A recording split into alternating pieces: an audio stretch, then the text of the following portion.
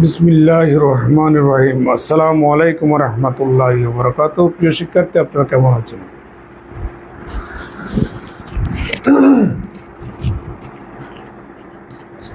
আমার অনলাইন ক্লাসে আপনাদের সবাইকে স্বাগত জানাচ্ছি। আমি মোহাম্মদ ইফতেখার আলম।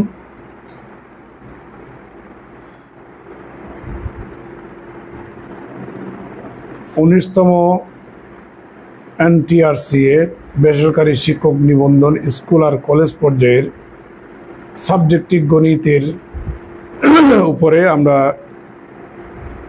প্রিলিমিনারির উপরে আমরা এখন আলোচনা করব। আজকের অঙ্কের ধরন হচ্ছে গাণিতিক গড়। প্রিয় শিক্ষার্থী, গাণিতিক গড় আমরা এর আগের দুইটা অঙ্ক করছিলাম। আগের দুটা লেকচার একটু দেখে নিয়েন। আমরা গড় অঙ্ক প্রাইমারি স্কুলে পড়ছি, এগুলা কিন্তু ছিল গাণিতিক গড়। তাহলে গাণিতিক গড় কি? ধরেন 10 জন স্টুডেন্ট, তাদের বয়সের যোগফল student number 1, student number 2, student number 3 plus up to plus student number 10। 10 জন স্টুডেন্টের বয়সের যোগফল, সেই 10 জন দিয়া যদি আপনি ভাগ করেন, যে মিনটা পাবেন ওটাকে বলা হয় এরিথমেটিক্যাল মিন তথা এরিথমেটিক মিন তথা গাণিতিক গড়। সংক্ষেপে এখানে দেখা যাচ্ছে। প্রিয় শিক্ষার্থী, আজকে 2 সন্তানের বয়সের গড় হচ্ছে 22 বছর, তাহলে পিতার বয়স কত? প্রিয় শিক্ষার্থী, এখানে অপশন আছে। এখানে অপশন হচ্ছে 21 বছর,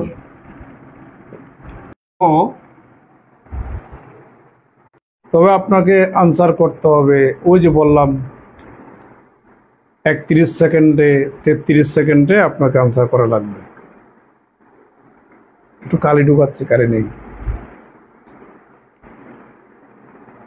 তো এখন যদি আপনি আনসার করতে চান, আপনাকে প্রচুর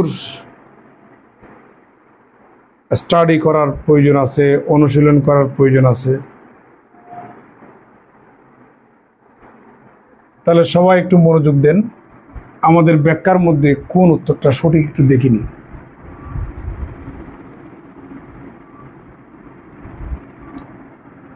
এখানে পিতা, তার মানে ফাদার প্লাস তার 2 সন্তান, তার মানে সন 1 প্লাস সন 2, তাহলে 3 জনের বয়সের গড় হচ্ছে 25 বছর। তাহলে 3 জনের বয়সের সমষ্টি, তাকে 3 দিয়ে ভাগ করলে বয়সের গড়, তাহলে কত?